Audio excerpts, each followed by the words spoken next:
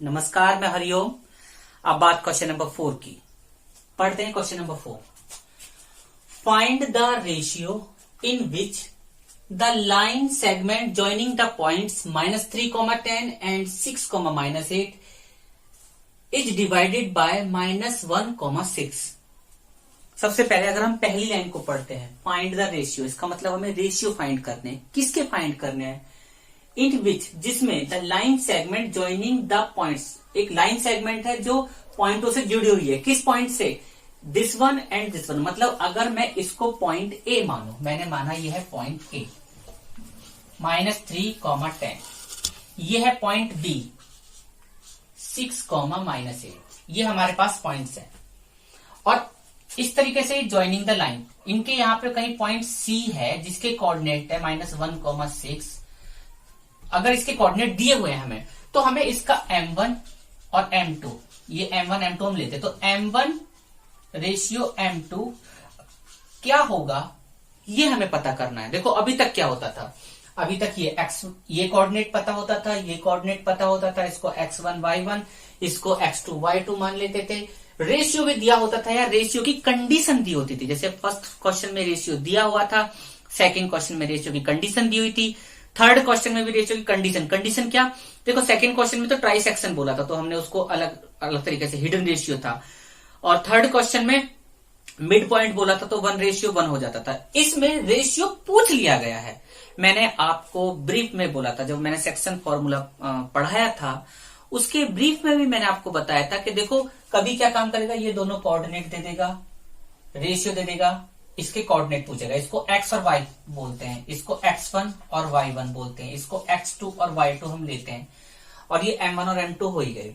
तो कभी तो x और y फाइंड आउट करने होते हैं, कभी इसको हटा देगा, इसमें से एक कोऑर्डिनेट हटा देगा, बाकी सब दे देगा और उस कोऑर्डिनेट को पूछ लेगा, पर्टिकुलर को। हमें क्वेश्चन के स्ट्रक्चर को समझना ही होगा। चलो इसके आंसर पे चलते हैं। हमें क्या दिया हुआ है? हमें a दिया हुआ है, b दिया हुआ है, c एक पॉइंट है जो इस लाइन पे कहीं है, जो a और b को ज्वाइन करती हुई एक लाइन है, c उस पर कहीं है, और उसके भी कोऑर्डिनेट हमको दिए हुए हैं। लेकिन हमको जो रेशियो, वो जो सी पॉइंट है, वो उस लाइन को किस रेशियो में डिवाइड कर रहा है, ये बताना है। हम इसको दो तरीके से कर रहे हैं, एक तरीका ये, एक तरीका ये। पहले वाला तरीका, हमें क्या पता होता है? हमें पता है जो हम इसके कोऑर्डिनेट निकालते हैं x, y, x कोऑर्डिनेट जो होता है वो m1 x2 plus m2 x1 upon m1 plus m2 होता है। तो x इस बार हमें पता है -1, m1 हमें नहीं पता, x2 पता है, m2 हमें नहीं पता, और x1 हमें पता है, m1 प्लस m2 भी हमें नहीं पता। तो अब हमें इसे सॉल्व करना है।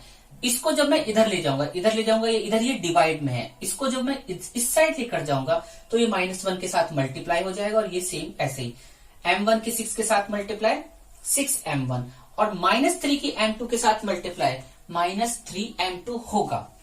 -1 की जब मैं अंदर मल्टीप्लाई करूंगा तो माइनस साइन को चेंज कर देगा, और 1 की किसी के भी साथ मल्टीप्लाई करने से वही नंबर आ जाता है।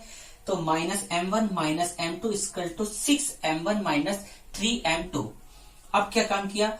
m1 को एक साइड लेकर जाओ और m2 को दूसरे साइड। तो ये m2 है, इसको मैं यही रहने देता हूं, इस वाले को, और इस वाले m2 को इस साइड ले आ रहा हूं, और इस m1 को उधर। जैसे ही मैं इस m1 को उधर लेके जाऊंगा, 6m1 प्लस का है, और ये माइनस का है ऑलरेडी यहाँ पे, उधर जाके प्लस का हो जाएगा। ये माइनस का है इस साइड, इधर आके प्लस हो जाएगा। -m2, इसे 1m2 बोल सकते हैं, 1m2 प्लस 3m2। तो 1 छोटा और 3 बड़ा, तो 2m2 बचेगा, इसका टू 7m1। 2 और m2 मल्टीप्लीकेशन में है, 7 और m1 मल्टीप्लीकेशन में है। जब मैं m2 को उधर लेके जाऊंगा, क्योंकि वो 2 के साथ मल्टीप्लाई में है, तो उधर जाके डिवाइड हो जाएगा। ऐसे ही जैसे ही 7 इधर मल्टीप्लीकेशन में है, जब मैं 7 को इस साइड लेकर आऊंगा, इस साइड, तो क्योंकि ये m1 के साथ मल्टीप्लाई में है, तो 7 डिवाइड में हो जाएगा। तो m1 upon m2 equal to 2 upon 7 होगा। इसका मतलब m1 ratio m2 equal to 2 ratio 7। ये इसका आंसर है। आप यही छोड़ सकते हैं, कोई प्रॉब्लम नहीं है। ये मैंने दूसरा तरीका बताया।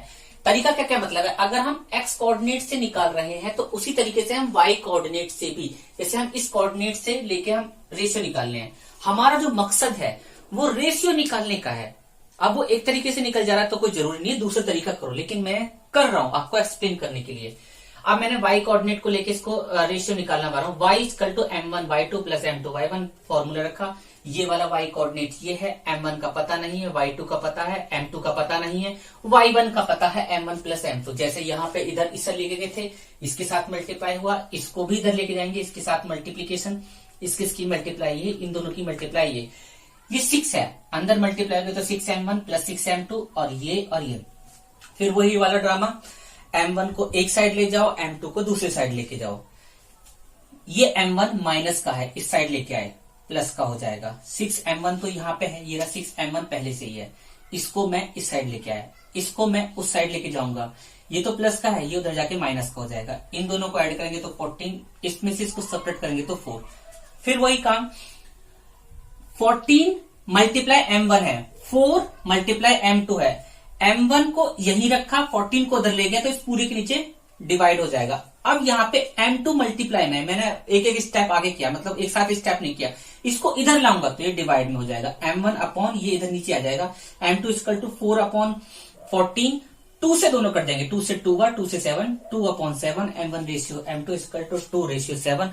आप इसमें से कोई एक तरीके से कर सकते हैं।